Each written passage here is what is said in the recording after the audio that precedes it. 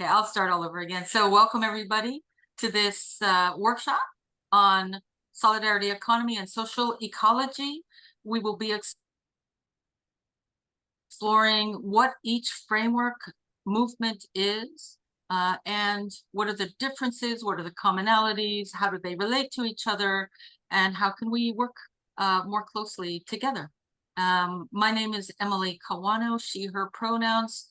I am the co-coordinator of the U.S. Solidarity Economy Network. My day job is I'm the co-director of Wellspring Cooperative based in Springfield, Mass.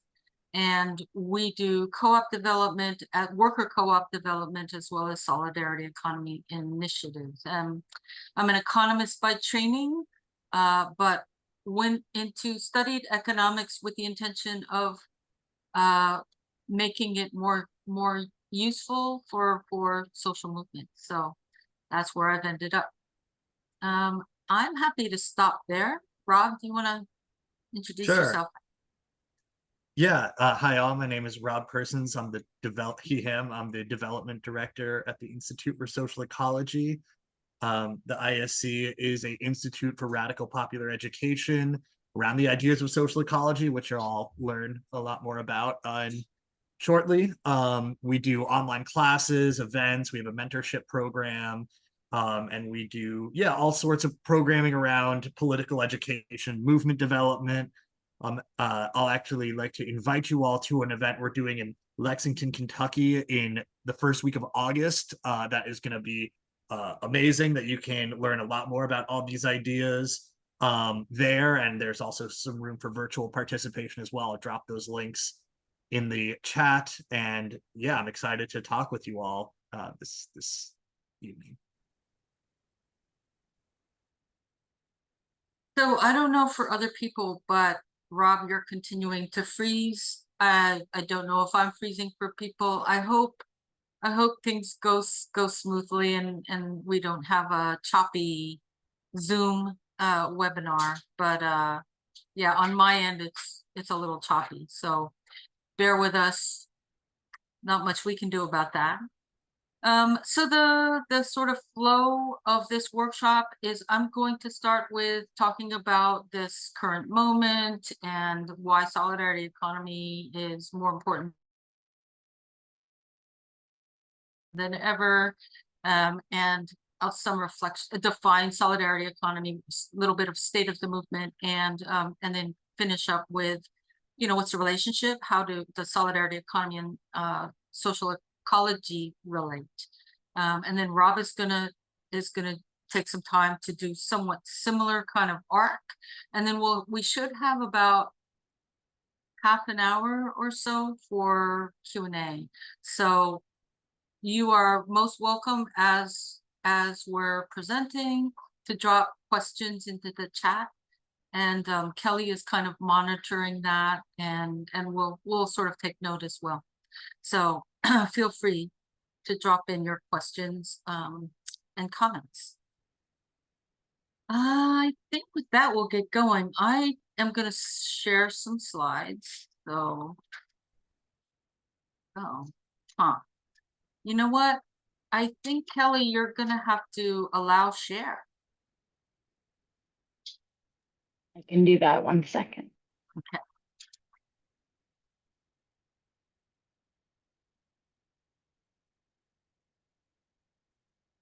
Yes, this is being recorded, and yes, we will share it out. The slide deck also, my slide deck is available. Rob, I'm assuming that you're happy to share your slide deck as well, right? Yeah. Sure. So we'll drop here. I could share your. We'll drop them both into the chat so you can review those at your leisure.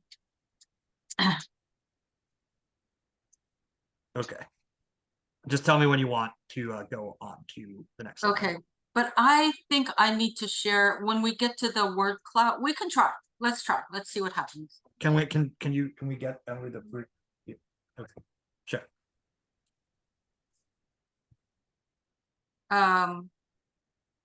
Yeah, we'll see how it goes with the word cloud. Okay, so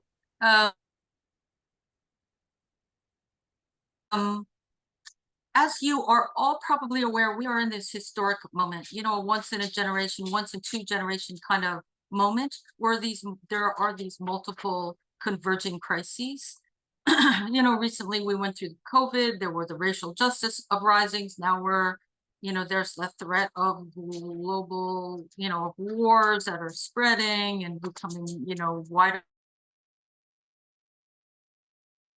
conflagrations. There's all the climate change disasters. And of course, we're no longer what I used to say, like there's this slide towards fascism. I think we're there. Right? So it's a scary moment for sure. But whenever there's a crisis, and given that we have all these multiple crises, it also creates an opportunity. It creates an opportunity for change because people's faith in the status quo has been shaken. And so this is like this really amazing opportunity to push for a new system, a new economy, a new world, a post-capitalist world, which is what we'll both be talking about.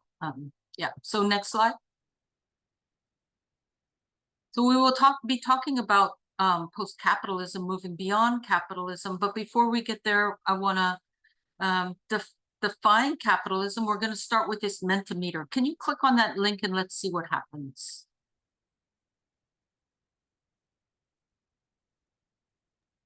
And Emily, the settings should be now that once Rob unshares it, you should be able to share yourself if you prefer.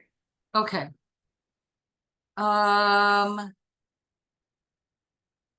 So it's view only. Yeah, I better share because this.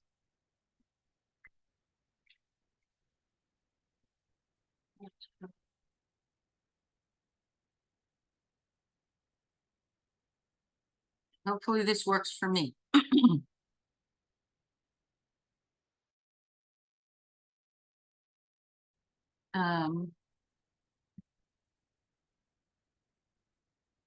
Oh, damn.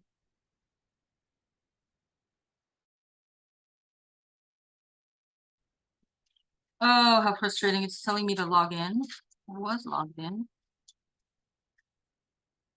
Let's try this. You know what? Let's not do that. Then. We're going to skip the word cloud. I'll go back to this slide. Oh.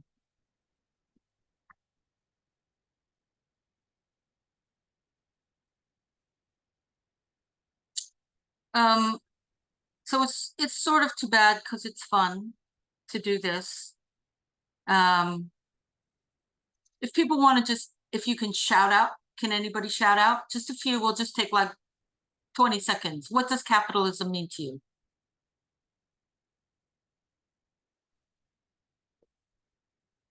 The extraction of the surplus value of the labor of the worker. Yeah. Cool. What else? Exploitation. What else? The rich are getting rich at the expense of the workers and anybody else in this country. What else? Instantiation of greed. Poverty. Keep them coming. Just shout it out. It doesn't matter if you're talking over each other. It's fine. Destroying natural resources. What else? Infinite Making growth. profits the most important thing. Profit, profit, profit. Okay, profits, infinite growth. Yeah. Wage Couple more slavery. seconds. Wage slavery. What else?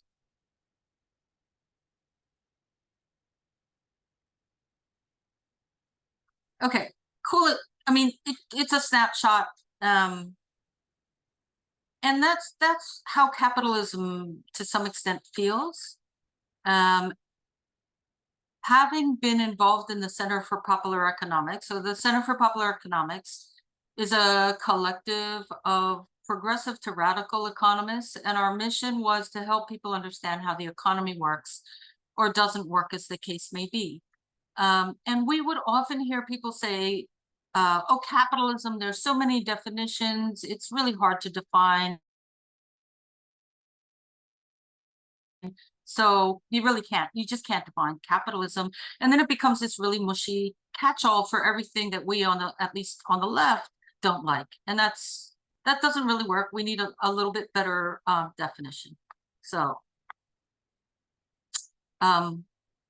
this is the definition that the Center for Popular Economics has been using for more than 40 years.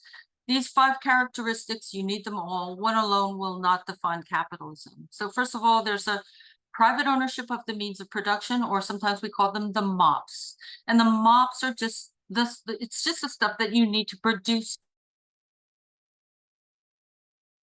things. It's the land, it's your factories, it's your tools, it's your inputs. Right? Those are your MOPs. Those MOPs are privately owned. The owners are the capitalists, right? They own it, they control it, and they control the profits. The second bullet point is wage labor, right? Those are the workers. The workers do not own the means of production.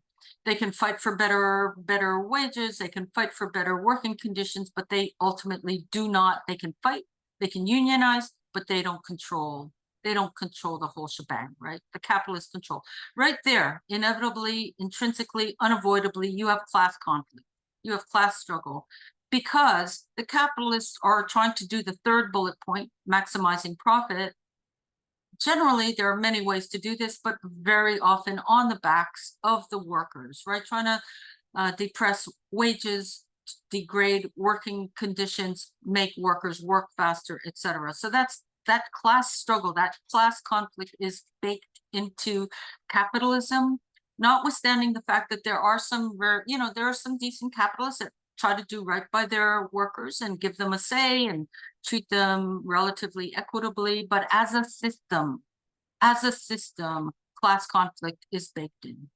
The fourth bullet point is commodity production, which means it's production for sale and profit and not necessarily for use. And so there are shortages of things that are really important, that are really necessary, but they're not so profitable. So for example, affordable housing is in short supply, partly because great big McMansions are much more profitable to build. It's an example. The fifth bullet point is markets exchange. All of this is mediated through the marketplace. So those 5 things together define capitalism. One reason it's important is that I've heard people working in a worker co-op say, oh yeah, we're a capitalist enterprise. We're a capitalist enterprise because we do commodity production and because we buy, we buy and sell on the market. So what they don't have, a worker co-op does not have, is that separation between private ownership of the MOPs and workers and wage labor, right? The workers are the owners, right? So they're not a capitalist enterprise. So it's important to have a basic understanding of what is capitalism. The other reason why it's important to understand what is capitalism, if you don't understand what is capitalism, you could be pushing for reforms that strengthen capitalism, right? If a lack of clarity about what capitalism is can easily lead to just reforming and thereby strengthening capitalism. So for example, the New Deal really saved capitalism at a time when there were a lot of challenges. Socialist communist party movement was strong. And this was a way to kind of calm things down, make capitalism feel more kind and caring, right? And it really did. The New Deal really saved capitalism. And also clarity about what our long-term vision is, where we're trying to get, will ensure that we're building transformative reforms, or sometimes called non-reformist reforms. We're building towards a new system beyond capitalism and not just trying to reform within the context of capitalism. An example also would be the Green New Deal, right? There could be a capitalist version where, these capitalist businesses are the ones that capture the gains in terms of solar or wind power or whatever it might be. Or we could be talking about community ownership and control, or worker owned and controlled businesses. So it's really important to have some basic understanding of what is capitalism. So I'm going to talk about these two big buckets of economic systems. So one is capitalist, the other is post-capitalist. So the first thing that I want to just point out is that there are many types of post-capitalist models, frameworks. Solidarity economy embraces ones that are democratic. So democratic forms of socialism, for example, other solidarity economy frameworks that might not even have a name, right? But what solidarity economy definitely rejects, does not embrace, are authoritarian forms of whether it's socialism or any other system, right? Not non-democratic forms of economy and government. Absolutely not something that solidarity economy embraces. I will go more into the definition of solidarity economy in a second. I just wanted to get that out of the way. So capitalism, right? There are many different models of capitalism. Here are three.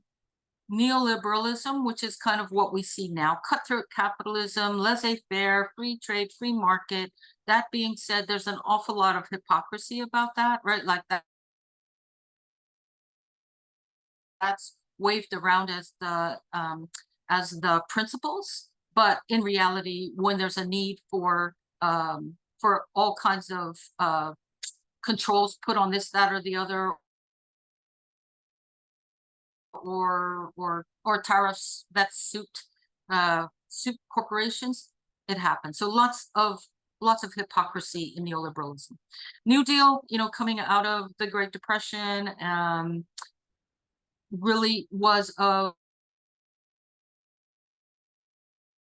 much, like support for a social welfare state, support for the role of the government in stabilizing the economy, a role for the government in regulating the economy, right? And promoting more, being involved in promoting the social good, right? A kinder, gentler version compared to neoliberalism. Social democracy, think of Scandinavia, right? Like it's the New Deal on steroids, super, super generous social welfare state, much greater control from the government over corporations and this, that, and the other. Still, and this is a little bit debatable, I would call that still capitalist, because the capitalist corporations still wield an undue amount of power and influence and control in the economy. So when we talk about system change, we're talking about post-capitalism.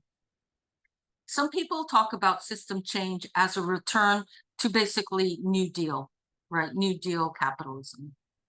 So just to make that clear. Okay, so now we're gonna shift to solidarity economy and what it is. And so I'm gonna ask you to indulge me, and we're gonna do a little guided visualization. So if you would, close your eyes. Gonna be very quick. Close your eyes, imagine that this other world, another world, your vision of a more just, sustainable, etc. world, of a better world has come to pass, right? We're there. Imagine that you start off, you're in your house. Feel for a couple seconds what your house is like. Now you're walking out your door. You're headed somewhere. Choose your own destination. You're headed somewhere. How are you getting there? Are you on a bicycle? Are you walking? Do you have some other kind of vehicle? Are you astral projecting? How are you making your journey? However you're making your journey, what do you see along the way? What do you hear? What do you smell? Do you see other people? Do you know those people? What's your relationship to those people? And other creatures, and Mother Nature. Feel that. And now you arrive at your destination, and you're there to do something, whatever it might be. It might be socializing, it might be a hobby, it might be some kind of work or project. So feel that for a few seconds. Okay, that was a quick guided visualization of your other world. And so reflect now on what values underpin your vision. And just, again, popcorn style, just shout them out. What values underpin that vision? Go. Economic security. Economic security. What else? Egalitarianism. Great. What else? Sustainability. Great. What else? Environmental health. Great. What else? Creativity. Perfect. Keep them coming. What else? Community. Compassion. Uh-huh. Flexibility. Flexibility. What else? Regenerativity. Regenerativity. What else? Mutualism. Mutualism. Great. What else? Shared power. Shared power. Couple more. Keep 'em Living coming. within planetary boundaries. Great. What else? Connectedness. Yep. One more. Sorry? Neighbors. Neighbors. Excellent. Okay. Cooperation, not competition. Perfect. So now I'm going to move into, so remember some of those things that were thrown out. Solidarity economy, I'm moving into the definition of solidarity economy. It's really grounded in values. The US Solidarity Economy Network uses these 5. It'll look slightly different in different parts of the world, different communities, but these really capture a common set of values. So one is solidarity, and people mention these kind of things, cooperation, mutualism, right? People mention a lot of things about democracy. So we talk about democracy in all areas, participatory democracy in politics and work and community. People talked a lot about equity, right? We talk about equity in all dimensions. So race, class, gender, ability, et cetera, right? People mentioned sustainability, right? Embracing the rights of Mother Earth. And the last one that people didn't mention, but is very important, is pluralism. So what that means, it's not a one-size-fits-all model, right? There are many paths to this better world. There are many paths to this more just, sustainable, equitable, democratic world, right? Different things are going to work in different places, in different cultures, at different times, right? So instead of throwing stones about who's got the best model, let's accept that there are many different paths. So that's really important, that pluralism.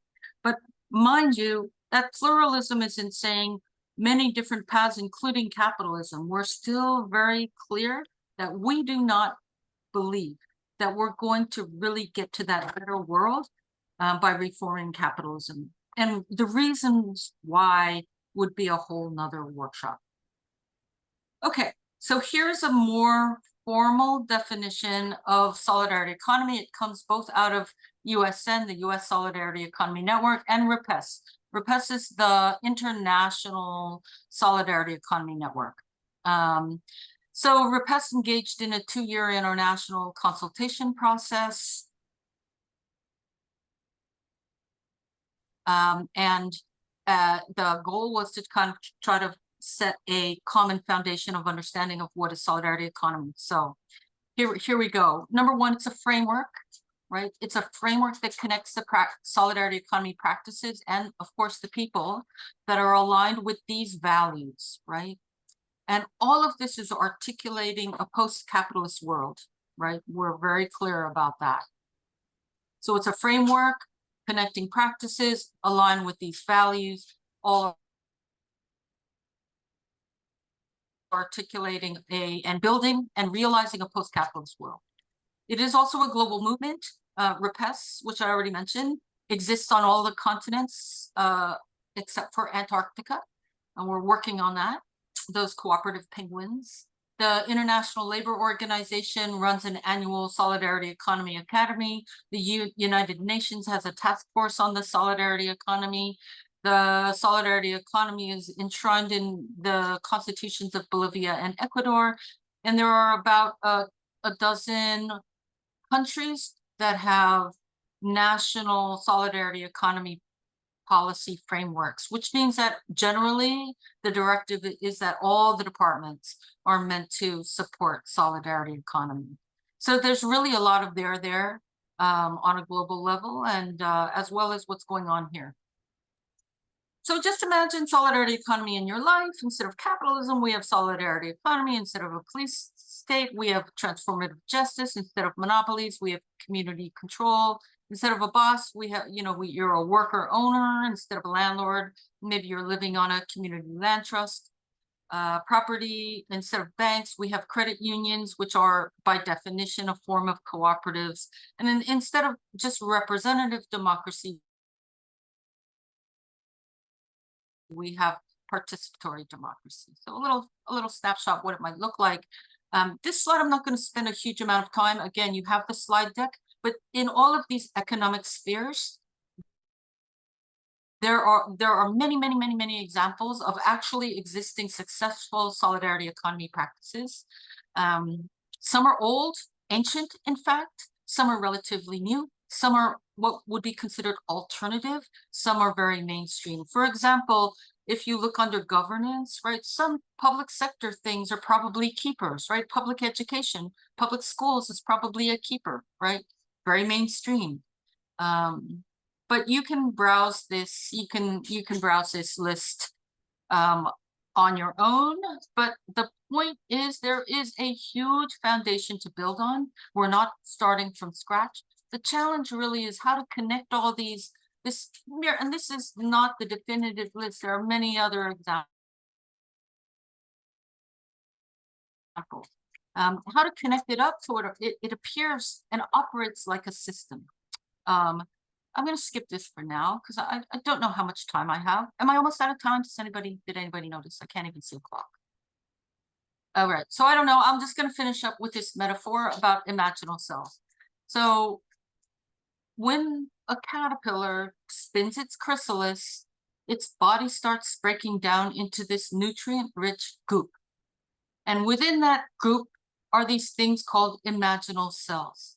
And those imaginal cells have a vision of what it could be that is so foreign, so different, that what is left of the caterpillar's immune system starts to attack those imaginal cells and kills them.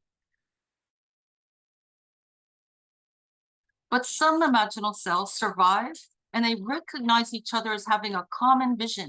So they start finding each other, they start clumping together, and as they clump together, they're better able to withstand the attacks of the immune system. And then, so they continue to come together, they continue to clump, and then they start to specialize. So some become an eye, and some become a leg, and some become a wing, until it emerges as this entirely new creature, the butterfly. The reason why that's a nice metaphor for solidarity economy is that if you look back to this one, right now, these are like imaginal cells. They're kind of separated, sundered from each other. They're isolated from each other. And, this metaphor is all about, like, if these things can start seeing each other as having a common purpose of building a new world and a new economy, and start coming together, working together, so that it's really working like a system, a solidarity economy. That's what the solidarity economy framework provides, as a skeleton to connect all of these. I'll just wrap by saying, what's the relationship? So we've covered what is solidarity economy. I know that was pretty quick, but hopefully you get a sense. How are they similar, aligned, different? How do they relate to each other? So solidarity economy, I hope you got a sense of, it's a very big tent.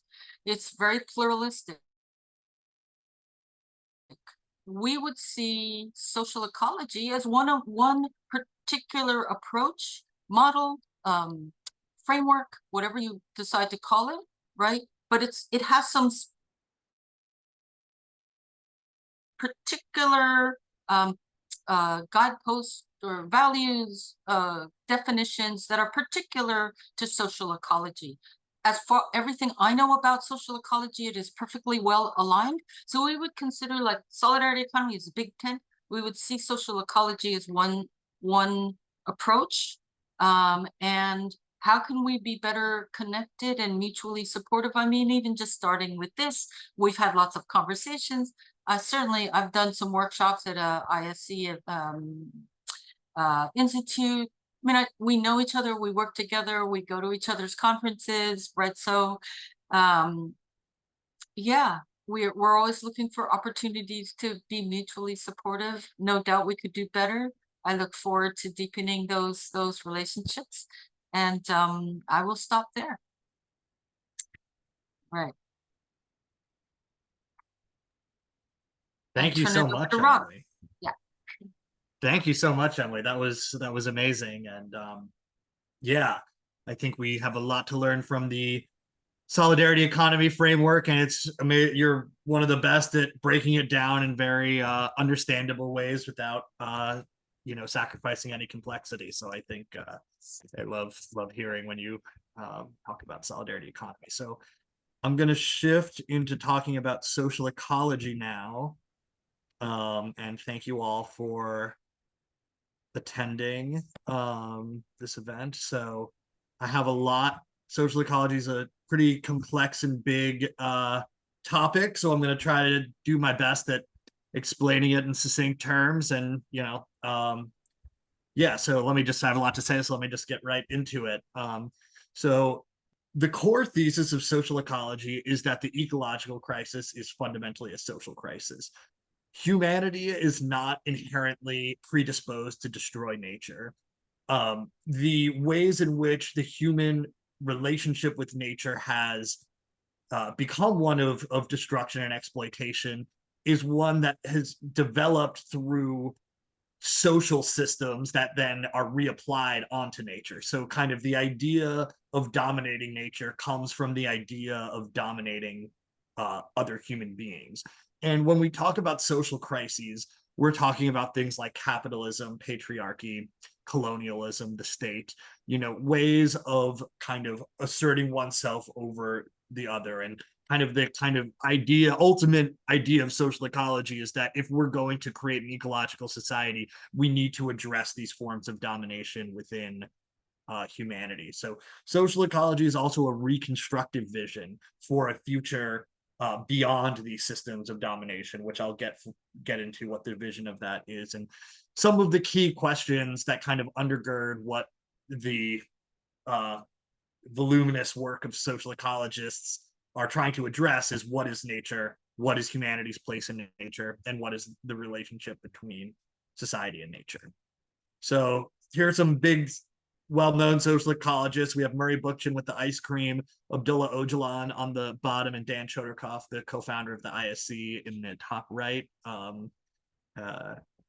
So the origins of social ecology. I'm going to talk a little bit about what questions social ecology was responding to. So you have, Emily mentioned a little bit in the description of the New Deal.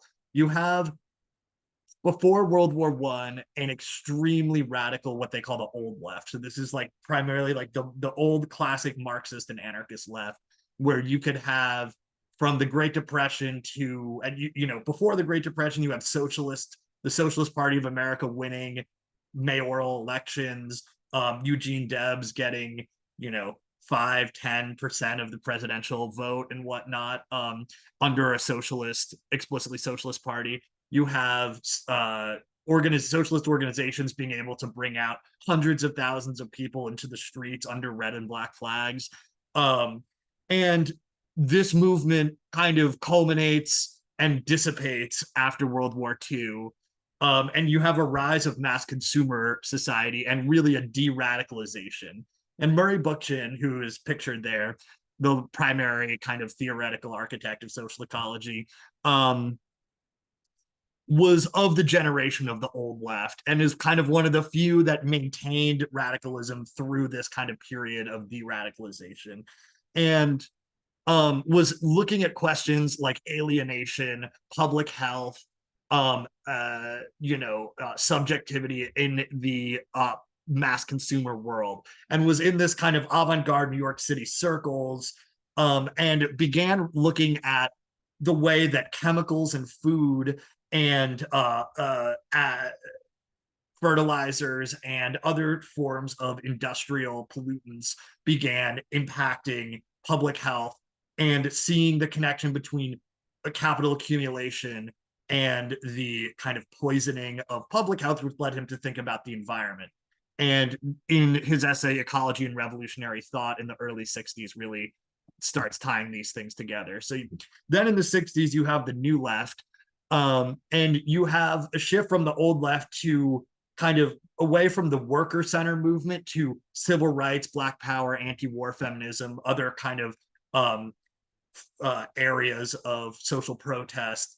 And and this kind of creates a whole nother realm of possibility and way of thinking. So there are kind of two primary trends where this goes. And one, you have kind of a Marxist takeover in the SDS that, one of Bookchin's, which is the Students for Democratic Society, one of the kind of most, probably like the quintessential organization of the 1960s counterculture era. You have them kind of take a Marxist turn, and Bookchin's kind of national prominence is earned around this essay, Listen Marxist. And then you also have the kind of apolitical turn of kind of the counterculture becoming more about consumerism and whatnot and lifestyle. So those are some of the questions that kind of social ecology is developing in. In practice, in the United States, social ecologists were very involved in the anti-nuclear movement. And then also I should put anti-GMO as well. Then alter globalization is another period where the ideas of decentralization and democracy become at the center. And and I will note Murray Bookchin dies in 2006, and around that time the ISC loses its campus, so kind of there's a little bit of a decline in the early 2000s in the post 9/11 era, along with many other radical movements. But around Occupy Wall Street, you have another uptick in interest in radical democracy, and kind of the ideas, and Murray Bookchin's work gets kind of people start paying attention to it again. In the revolution in Rojava in northeast Syria, explicitly cites social ecology as one of its inspirations, which kind of also draws a lot of attention. And then municipalism becomes kind of a global framework for governance at the city level. So that's just a little of the historical background and context. And now I'm going to get into the theory. So these are three kind of core works of Bookchin's that, and social ecology is not just the works of Murray Bookchin. I think he sets a lot of the theoretical frameworks for it, but I have personally a lot of disagreements with Bookchin, and there's a lot of disagreements I have with other social ecologists who have disagreements with Bookchin. So there's a lot of interplay between these ideas, but these, he really put the kind of comprehensive framework onto what we're talking about. So there's three elements of this. The first is the philosophical background, then there's the social background, and then there's the political framework. So then that's how I'm going to sequence this next part. So dialectical naturalism is, in my view, one of the key distinguishing features of social ecology. And just social ecology is a grand narrative. So if you don't like grand narratives, you're probably not going to like social ecology. So I'll just state that up front. Around the time of the New Left, you have a kind of movement towards apolitical mysticism and kind of rejection of some of the kind of reason and rationality that are behind the technologies that are destroying the environment. Like the idea behind industrialized agriculture is putting science to use to, create more efficient agriculture. So a reaction that some people have to that is a rejection of science. And, that is something Bookchin was against. He was also against positivism or kind of analytical reason, which is very reductive, that capitalists use, in which they think that kind of a thing is just itself and doesn't have any ability to transcend that. There were, I'll go back to the debates with the ecologist parts, but the idea of dialectical naturalism is to develop an ethics. You've probably heard the term dialectics before, and just to kind of give a brief description of what that is a philosophy of change. It's a philosophy of totality that's driven by contradiction and potentiality. And the best way to explain it is with the example of an acorn. So you have an acorn, which a positivist might say it's just an acorn. That's all it is. But then if you're thinking about it dialectically, within the acorn contains the potentiality to be an oak tree. It also contains the potentiality to be eaten by a squirrel or rolled down a sewer drain. So there's nothing that is guaranteed based, and this is kind of similar to Emily's imaginal cells, if we think about potentiality as well in that way. So kind of what Bookchin is trying to do with dialectical naturalism is take a dialectical understanding to evolution to develop ethics. And what he sees in evolution is a process of participation and differentiation. So when organisms interact in an environment, the interaction between them is participation, and the development of evolution of species evolving goes towards differentiation. So going back to the question of how society relates to nature and how we're developing ethics out of this, we have this concept of first nature, which we would think of is the natural world, non-human nature, which has existed for billions of years and started off with single cell organisms, and now we have direct TV, so it's this process of increasing complexity. The first nature, organisms become more complex, and environments become more complex, and through the evolution of mammals, we get humans and human consciousness, and that's second nature. Is kind of human society distinct from the rest of the natural world while still being part of the natural world. That's kind of a critical part, is that although human consciousness has distinct characteristics, it is not separate from nature. And kind of the goal of social ecology is to build third nature or free nature, which is the kind of transcendence of the harmonization of second nature with first nature. So this, as dialectics is a philosophy of totality, you might say, well, there's many times that evolution doesn't lead to more complexity, such as eutrophication occurs where algae covers the surface of a lake and everything in it dies. That's not a process of complexity, but it's really looking at evolution kind of on a grand scale and its totality, and seeing that it's a general trend, not a rule every time. And kind of through this, the logic of differentiation is unity and diversity. This is a very quick once-over of dialectics and dialectical naturalism, but if you want more, Mason, the ISC program director, is teaching a course dedicated to dialectical thinking in September, so I can put the link to that down. So now, the second part is the social and anthropological framework. So the key question I'm sure you're all asking yourselves right now is, if humanity has the positive potentiality to harmonize itself with nature, and there's nothing fundamental about destroying nature, and the kind of pathway of evolution is towards greater complexity, then what went wrong? why are we simplifying nature? Why are we in a mass extinction event? You know, what has happened? And this is kind of the core question one of the core questions social ecology is asking. And the answer is that systems of social domination developed.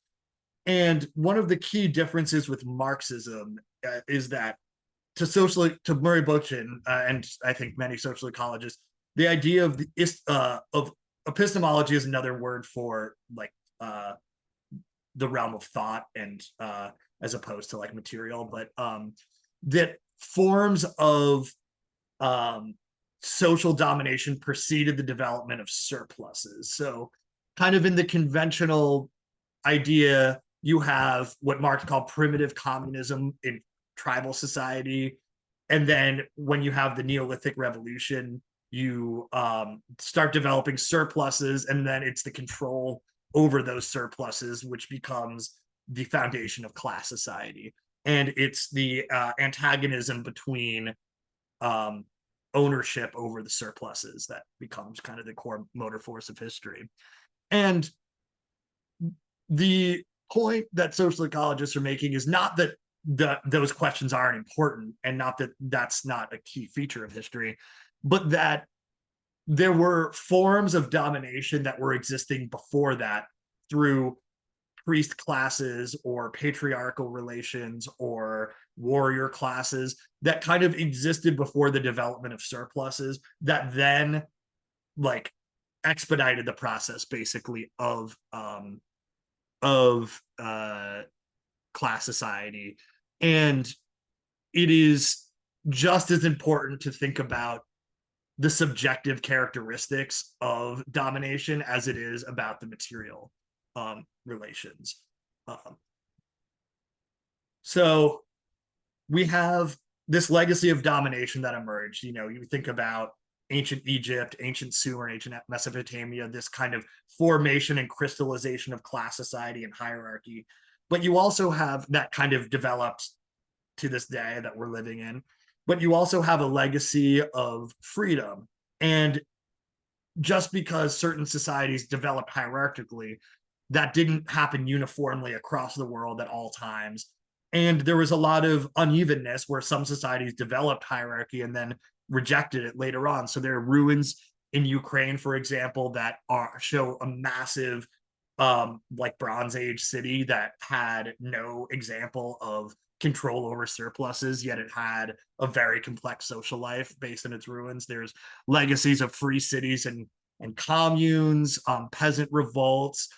There's this really the image here is of the sun or moon, I think it's the Sun Temple, outside of Mexico City, in Teotihuacan, that is an extremely fascinating example.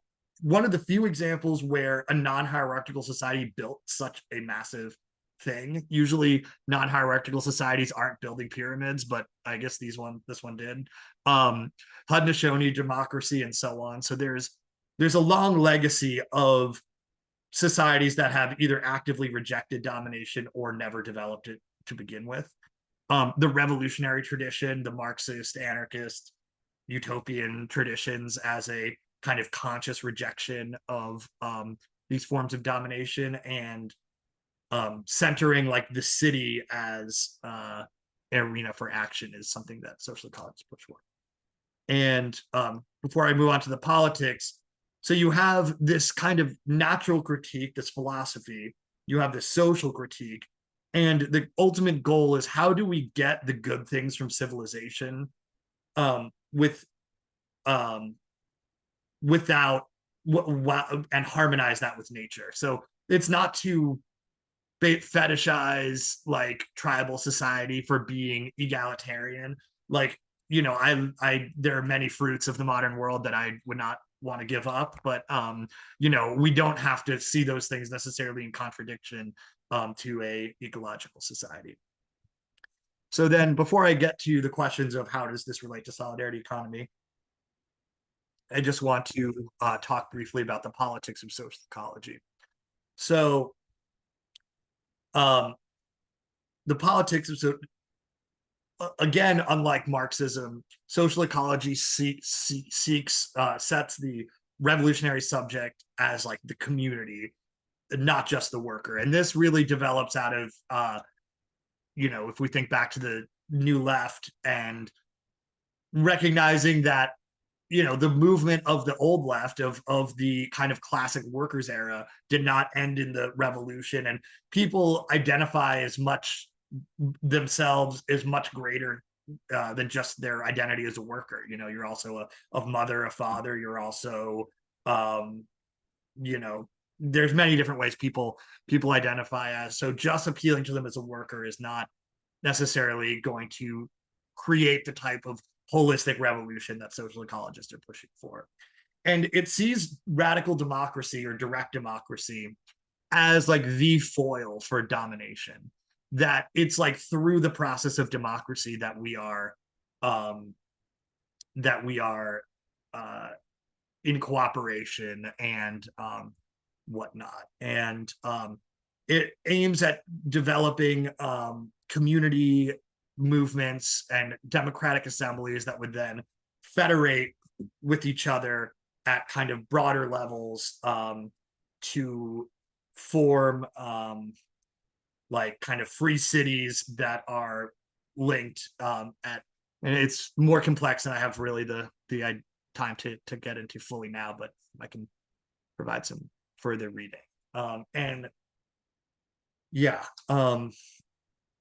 kind of the question is, how do we make these democratic spaces liberatory right now? Because as we all know, things are very reactionary at the current moment. And if we just opened up assemblies, there are a lot of people who are racist and, oppressive out there. So I think one of the questions that we're thinking about as we're organizing assemblies is kind of imbuing them with positive values of like anti-racism, of, non-domination and other ways through kind of organizing committees. So I'd be happy to talk about that more later. So why should we care about all this? That's a lot of pretty heady stuff I just talked about. And, we live, maybe you just got kicked off Medicaid, or, you can't afford groceries. It's like, why care about all that when we have immediate problems?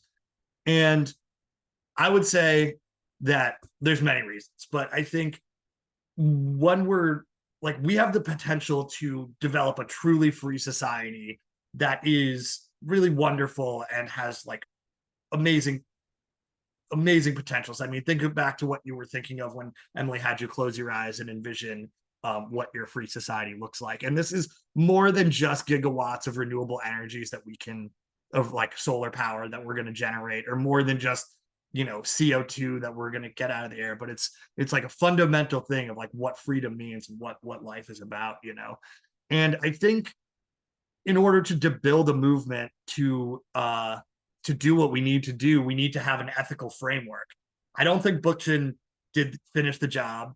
I think he kind of answered some provocative questions, put us on the right track, and that we need to keep developing the work. And there's another kind of point I take from James and Grace Lee Boggs that really centers my focus on this, which is that in order to have like the right politics, you need to develop ideology, and you develop ideology, you need to have the proper philosophy. And the kind of way of developing philosophy to ideology to politics is how you kind of create the frameworks you need to make transformative movements. And as I've kind of alluded to, as opposed to kind of Marxism that focuses mainly on material relations, social ecology focuses a lot on politics. And we live in a time, there's a phrase that I've been interested in lately called anti-politics that I think Trump and fascists generally embody, which it's kind of, because what is politics but the mutual decision making? And what kind of anti-politics does is kind of divest the individual of decision making power. And there's kind of this way that it's kind of turning over your own ability to participate to another, while kind of like rejoicing in the it's kind of like putting the thumb in the eye of the establishment a little bit, even though the establishment itself isn't democratic. You know, I do think that politics right now is we need to be kind of advancing politics at this moment. So how does this relate to solidarity economy?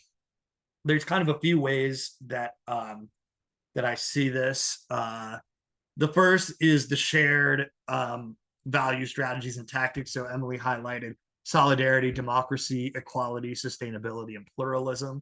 I think those are all completely in line with social ecology. And where I think social ecology can add to solidarity economy is more attention to the public sphere and kind of the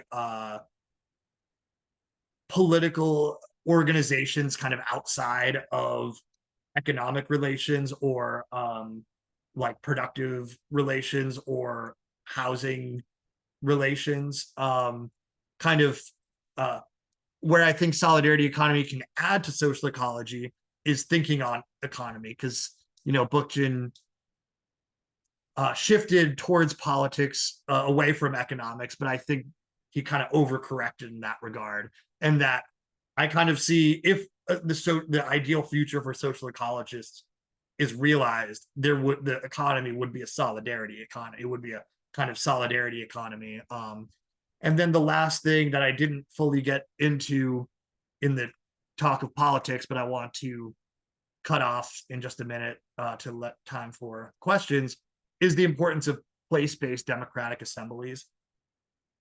And this kind of goes to the public sphere.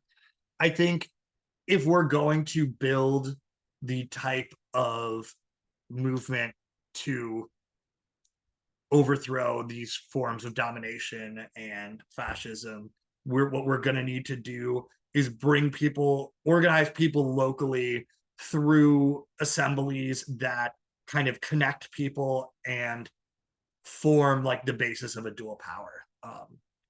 So yeah, I think I'm just about at time now, and I've talked a lot at you, so should probably learn from Emily how to integrate some participatory aspects of my talk. But yeah, I will stop it there, and am happy to yeah, excited for your questions, and thank you all for joining me.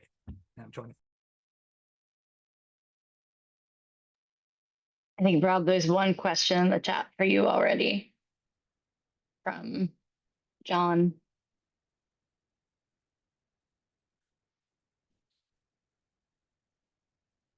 John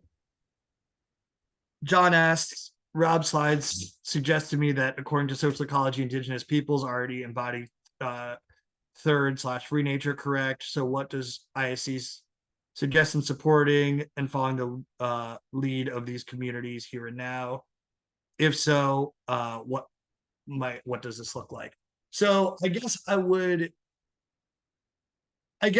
want to be like reductive and just say, like, you know, just kind of have a view of, I don't want to have a monolithic view of indigenous people. You know, there's many diverse practices that indigenous communities have over the world. I think there's many examples of like what we might call indigenous people living in a third nature, or like kind of relations that we aspire towards globally, but I don't want to just kind of make blanket statements about that. So, but I think what does ISC suggest in supporting and following the leads of these communities? So, I mean, I think there is a lot that can be done in that regard. I think, you know, a formative moment in my political development was the Standing Rock, No DAPL, you know, movement. I think their, you know, native land is continuously under threat. I mean, also centering indigenous sovereignty in our movement frameworks is a very important thing we can be doing, because I think there's, I don't have the statistic exact, but I think it's like 80% of global biodiversity is protected by like native land makes up only 20% of the global land, but I don't even want to. There's I'm trying to cite statistics I don't have in front of me, but yeah. So I think centering leadership with indigenous organizations and groups, and then being in solidarity with their movements, and yeah, those are some ways.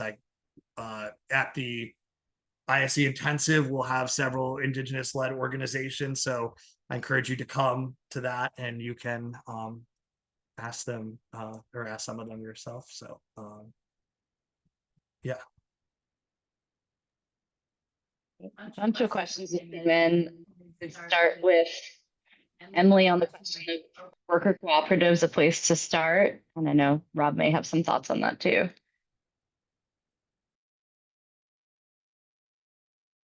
Oh, you're muted, Emily.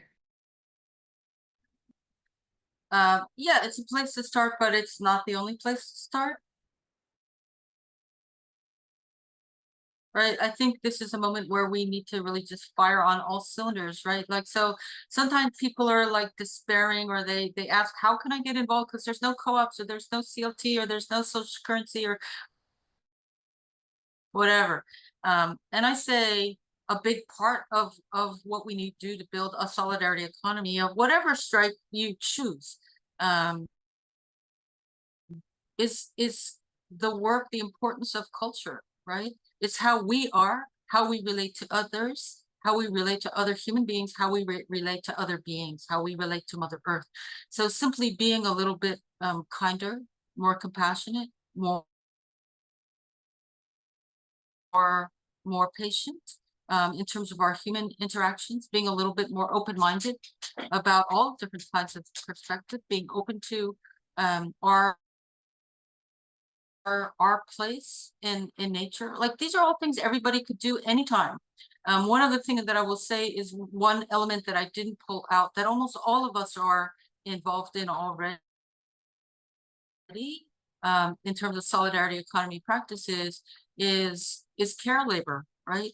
Especially unpaid care labor, right? Whether you're raising your kids, or you're helping your siblings, or you're taking care of your parents, or you're taking care of your friends or your neighbors, right? This is care work.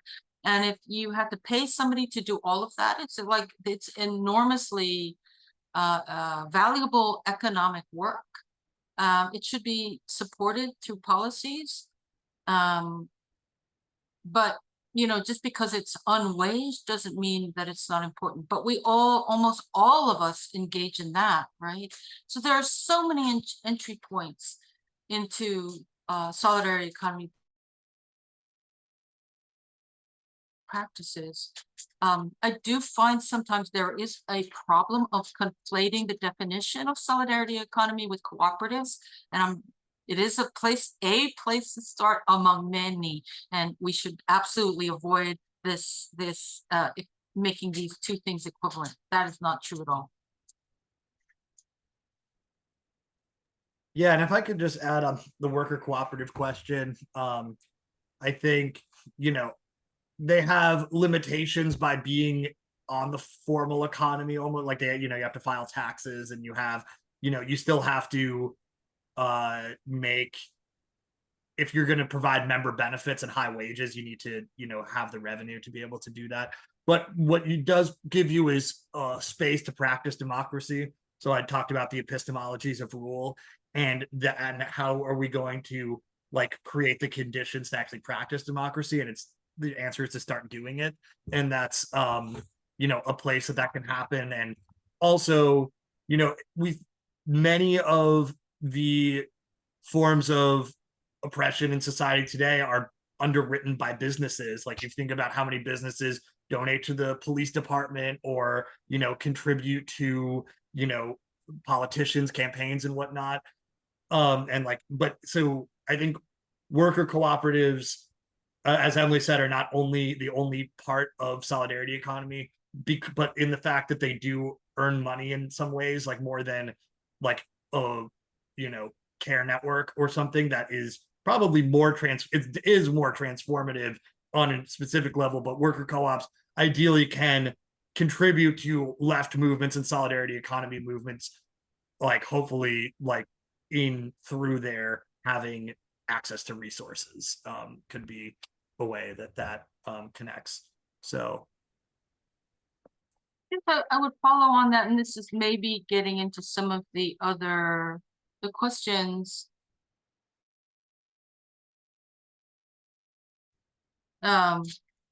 So solidarity economy also, there was a slide that I skipped over, which was about resist and build, right? So the way we think about solidarity economy, it's really a very big picture, big umbrella, big tent.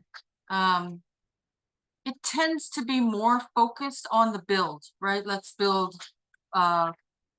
forms of production, finance, ways of saving money, of redistributing money or capital, of right, like institutions and practices that are democratically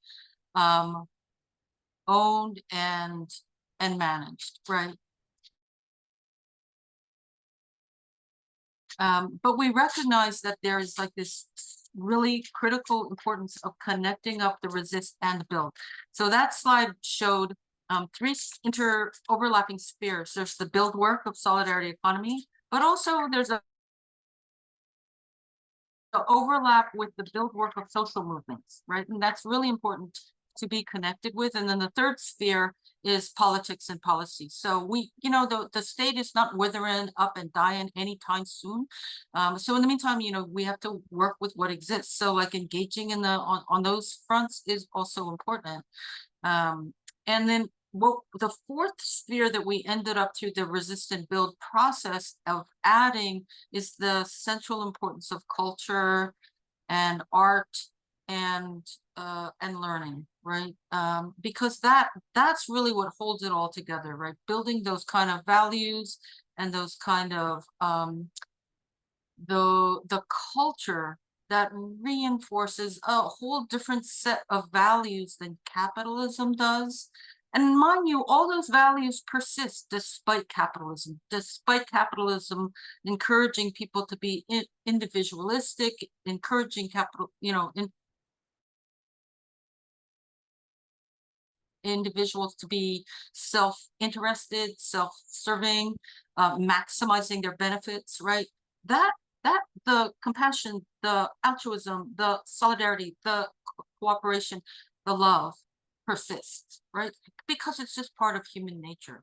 Solidarity economy is all about saying, yeah, sure, that other side of us, Homo economicus, rational man, does exist, right? But we should build an economy and a society and a world based on both, right? That Homo economicus, economic man,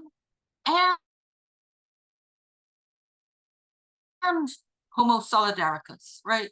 That's full of love and compassion and solidarity.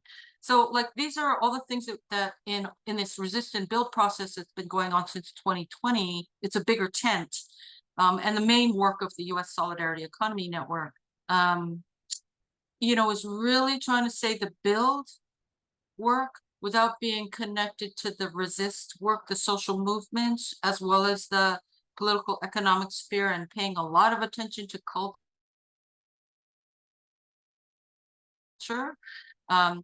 You can get so deep into the weeds and just trying to make sure that your business or your CLT or your whatever, your community garden survives, right?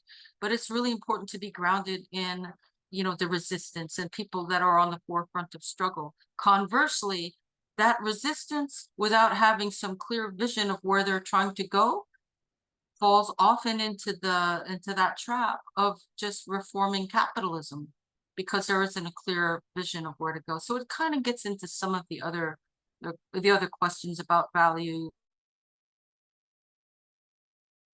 and how to build those communities. And of course, in reality, all this work, well, a lot of this work does have to happen on the local level. And if we really want sustainable communities that are resilient and can meet their own needs, we have to be building on that level as well, really thinking about building those local solidarity economy ecosystems.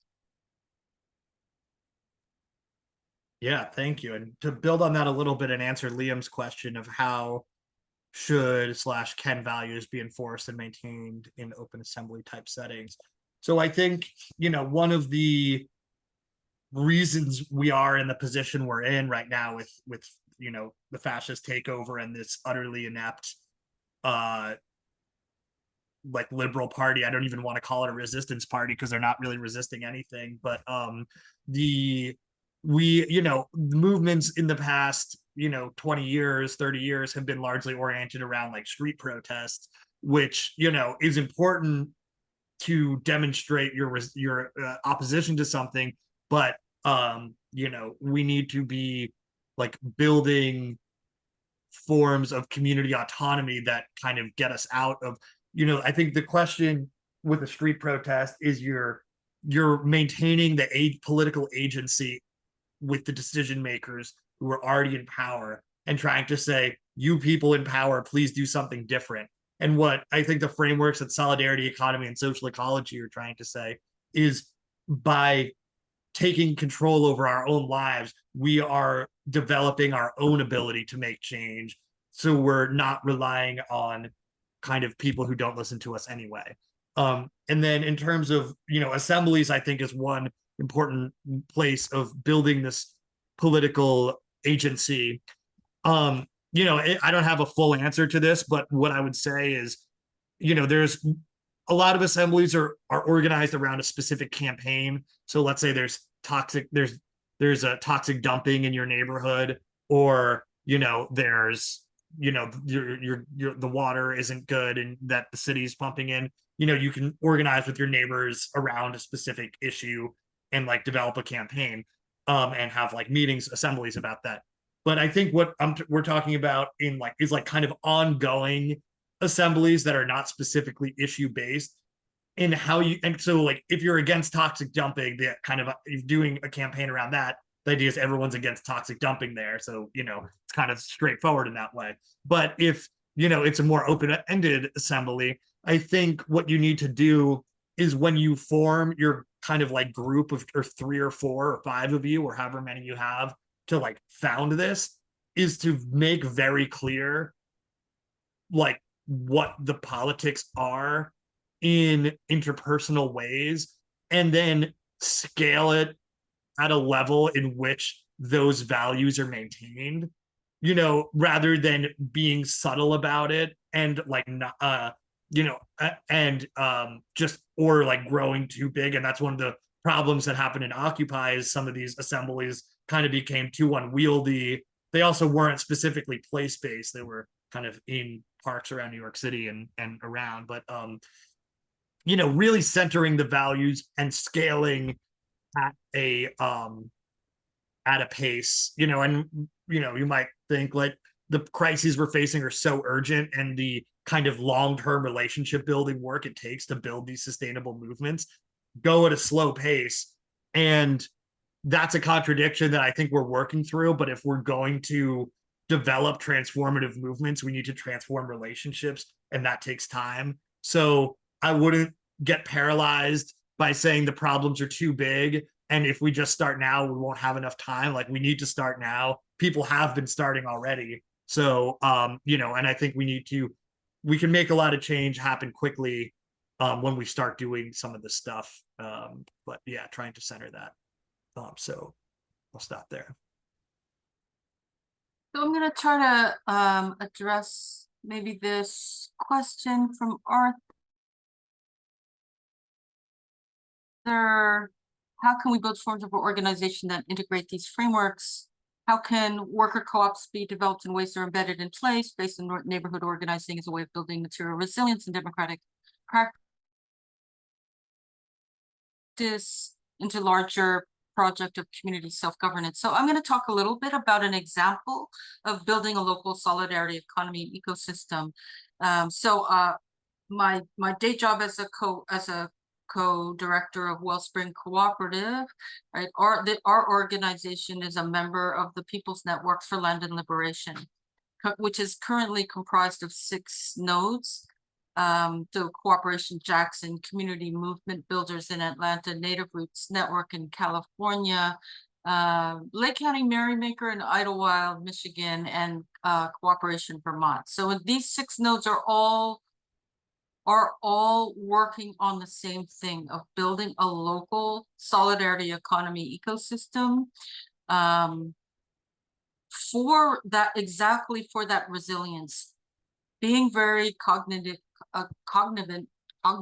of the rather great possibility that we're going to see system breakdown, right? So we're going to see things, global supply breakdowns happened during the pandemic. Other disruptions could be due to climate change. It could be like the onslaught of fascism and political unrest, etc. Right?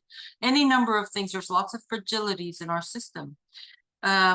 So how do you build that local resilience and some degree of local self-sufficiency, right? So our effort is to do that by, one, decommodifying land, like leveraging a community land trust model to decommodify land, put it permanently into a trust to be held forever for the benefit of the community, and to use it to, one, create and sustain affordable housing. So housing is one. Regenerative food system, right, is also a use of the land. Number 3 is just other forms of production, right? So that production might happen through a worker co-op, but absolutely interested in expanding the non-business forms of production, right? Can communities grow their own food? Can they start making their own clothing? Can they start building their own houses? Not necessarily as a business, not hiring and paying money to a business to do it for you, but can we build that capacity within communities to meet their own needs? A million ways to do that. The 4th element is digital fabrication. So we're very interested in all of these nodes. We're all building a fab lab, right? And so these are computer-aided design and manufacturing. So this, if you're not familiar with digital fabrication, it's mind-blowing, like Star Trek replicator kind of stuff that's coming down the pipe. And we really need to build a level of skill now so that we have community folk who can ride this technological wave as it's advancing at just a blistering pace. And then the 5th element is really centering the importance of culture, right? Culture and learning. So developing spaces where we can build that culture, build the relationships, learn together, celebrate together. So this is the ecosystem that we're all these 6 nodes are working on developing and building, and we're all at different stages. And as David Cobb, who is adding lots of comments in the chat, often says it's a what sauce, not a secret sauce. It's a, I'm forgetting what you say, David. Anyway, it's not a secret right now. It's a closed network while we find our feet. But we're certainly interested in other people who are curious about this model and might be interested in different ways building out these ecosystems. I'll stop there. Thanks. Yeah, and People's Network for Land and Liberation is certainly one of the kind of formations I find most inspiring at this juncture, and I think is wholly aligned with social ecology that so I think there's a lot of collaboration there. And I see David had a question about potential future collaborations between ISE and USN, or social ecology and solidarity economy. I can see an ISE class on these questions because we're nearing time now. We have a little bit of time left, but I can imagine 8 full hour-and-a-half sessions with guest speakers and whatnot on really drawing out some of this stuff, which could be a really interesting thing to do.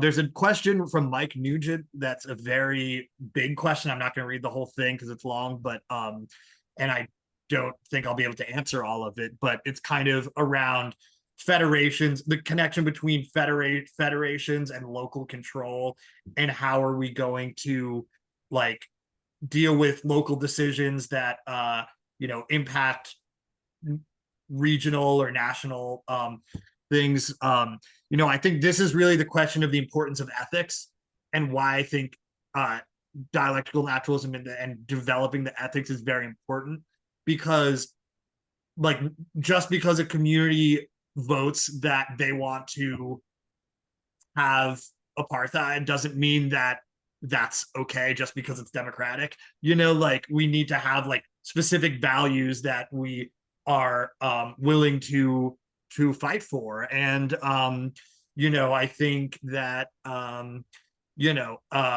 I think in terms of, I think the various I think that some of these questions are hard to answer before it happens, but I think generally the distinction I think about is trying to between kind of local governance and then federation administration. So trying to like coordinate at the higher levels and make decisions that need to be like kind of ratified at the local level. So a big difference between how things are currently set up in a representative quote democracy is that you vote for someone on election day, you send them off to Congress, and the only time that you actually have political agency is when you step into the voting booth. Like the second you walk out of it, you're no longer like have political agency. You've given it to someone else to act on your behalf, and now they generally don't even care about. I mean, you have people like John Fetterman who have pretty much no willingness to or like accountability. But what we're saying is we're trying to like flip that on its head and saying the people that we're sending to the higher level, they don't get to make decisions on their behalf. They have to negotiate and then come back, tell us what they negotiated, and then we vote on that, and then we send them back again and let them know what our vote was. So that's kind of a different way of looking at it. And I know we're wrapping up, so I want to give Emily some more time to address some questions. I do want to underscore that thing about values, right? Like we talk about these 5 values and that they're all important and they're interlinked, and every single one of those values could go very wrong, right? You can have sustainability that's completely undemocratic. You could have democratic participatory democracy that could be really racist or sexist or environmentally damaged. You can have equity is pretty good. I don't know how you could have equity that's really not sustainable. So if you go down that list, every single one of the values by themselves is not sufficient, right? It's this interlocking thing that's going to get us there. So I know very often there's a kind of to me it feels a little bit of like an obsession, fetishism about democracy. I think if you just have democracy without the other values, it can go in a very wrong way, right? Majoritarian rule can be very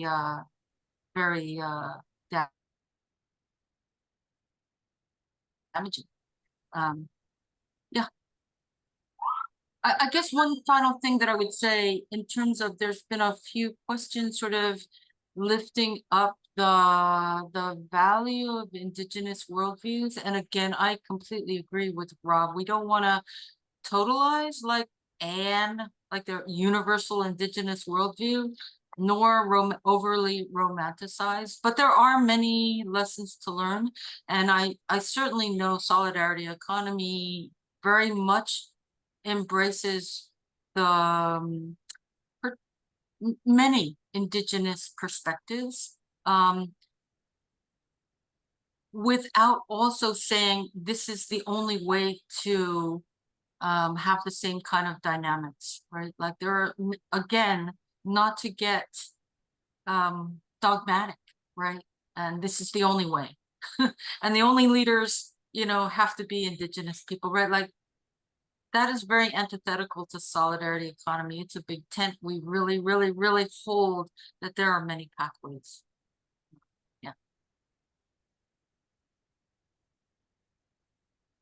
Yeah. As we kind of wrap up, I just want to, you know,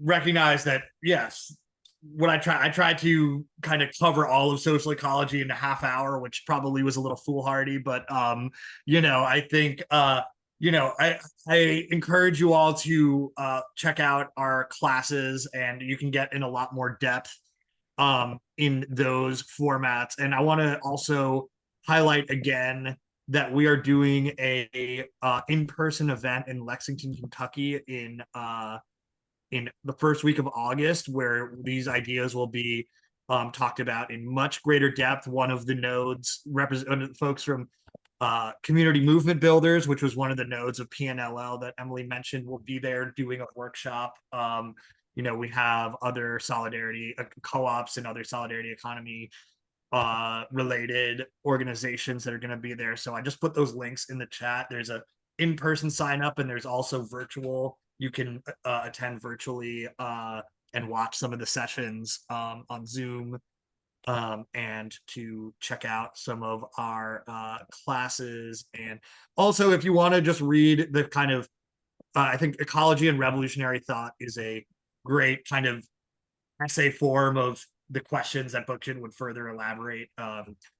And yeah, I'll give Emily a time to kind of make concluding thoughts, but I really appreciate you all for coming out, and thank you so much.